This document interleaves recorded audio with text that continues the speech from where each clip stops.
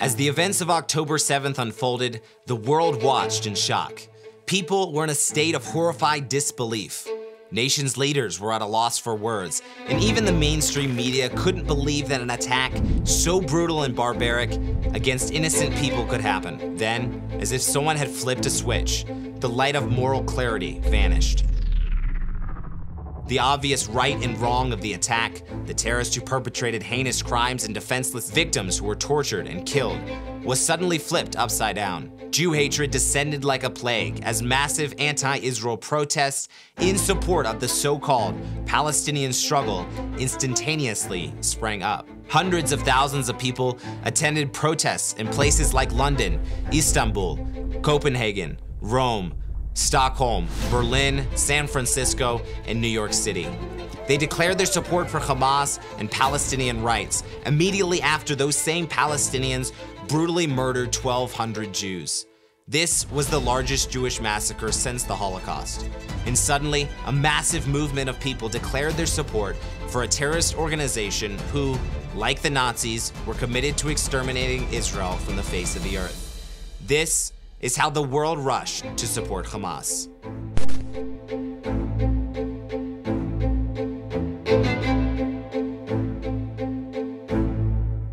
Before the blood of the innocent victims of October 7th had fully dried on the ground, and before even half of the bodies of the murdered were found, the wave of support and sympathy for the Jewish nation shifted to moral apathy and downright hatred. Even now, there is a growing trend amongst those who claim to support Israel to try and draw a moral equivalence between the Hamas attack on Israeli civilians and Israel's campaign in Gaza to eradicate Hamas. First off, there is absolutely no moral equivalence between the entity of Hamas and the nation of Israel. Hamas has been designated a terror organization by many countries around the world, including Australia, Canada, Japan, Israel, the United States, Paraguay, New Zealand, the United Kingdom, and the European Union. The United States' recognition of Hamas as a terror group dates all the way back to October of 1997. Hamas's violence goes back to their founding charter, which states, "The Islamic resistance movement is a distinguished Palestinian movement whose allegiance is to Allah, and whose way of life is Islam. It strives to raise the banner of Allah over every inch of Palestine. Israel will exist and will continue to exist until Islam will obliterate it, just as it obliterated others before it." Hamas is clearly dedicated to the destruction of the state of Israel. Israel, on the other hand, is an internationally recognized democratic state. Often referred to as the only democracy in the Middle East, Israel has been a refuge for Jews from all over the world to escape anti-Semitism and to establish themselves in a Jewish homeland.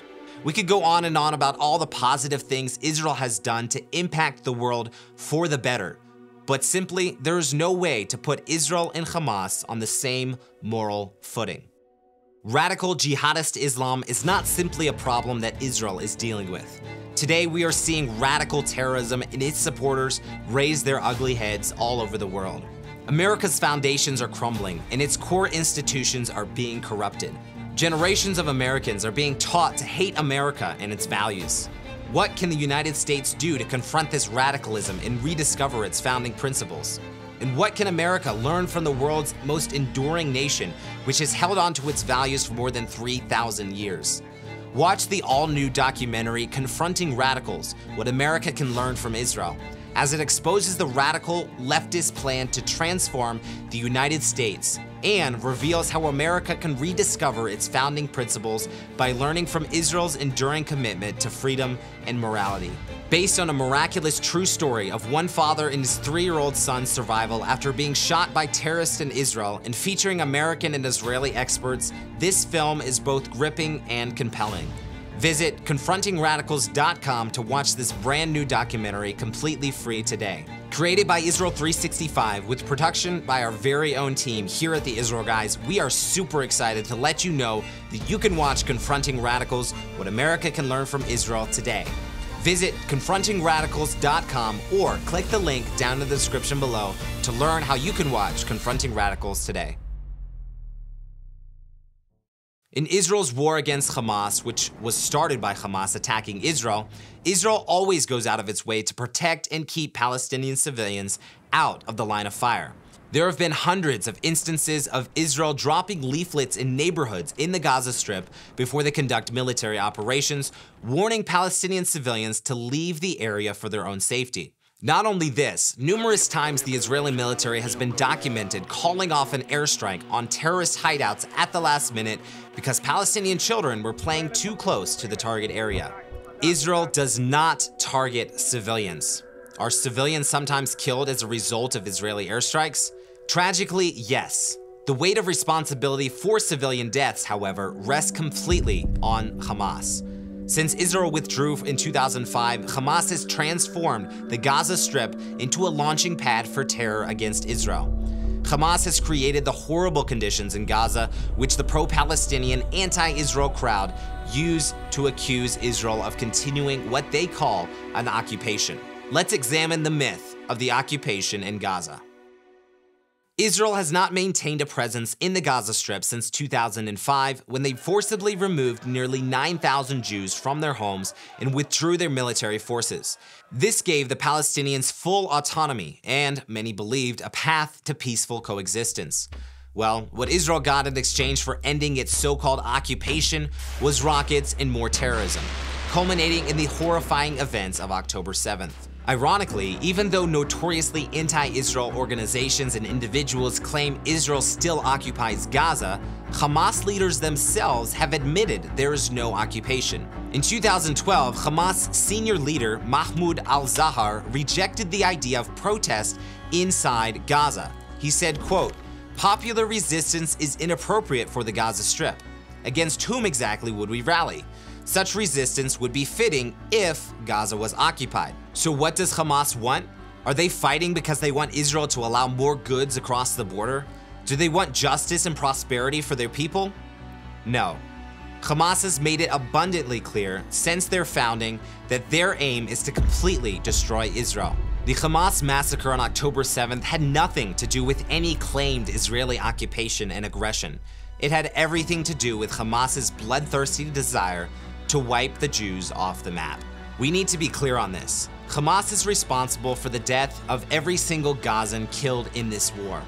Hamas alone is culpable for civilian suffering the past 15 years. Israel, on the other hand, has shown time and time again a willingness to make concessions in pursuit of peace. If anyone could be said to be occupying Gaza, it's Hamas, not Israel. So, what could explain the world rallying around Hamas? It's nothing else than the world's oldest continuous hatred, anti-Semitism. Just 80 years after the Holocaust, the Jewish people are facing an increase in anti-Semitism centered around their one place of refuge in the world, the State of Israel. Anti-Semitism, or more plainly put, Jew hatred, runs so deep that even the brutal events of October 7th weren't enough to cause the world to uproot this age-old evil from their societies. Within days of the massacre on October 7th, mass protests of fanatics rallying in support of Hamas erupted around the globe. As the world continues to turn against Israel in the days ahead, it's important that there are voices of truth and clarity. Israel needs friends who speak up and show their support. It's not just Israel's existence that is at stake here. The same forces motivating Hamas are at work around the world. The utterly horrifying violence Israel experienced on October 7th is closer than we might think, and may very well come to our own cities if we don't take action to expose it. It's time to choose a side. Will you stand with Israel, an imperfect yet beautiful beacon of hope, freedom, and light? Or will you support the murderous, authoritarian, savage fiends, also known as Hamas, running wild in Gaza? It's time to take a stand for the sake of our families, our communities, and our world.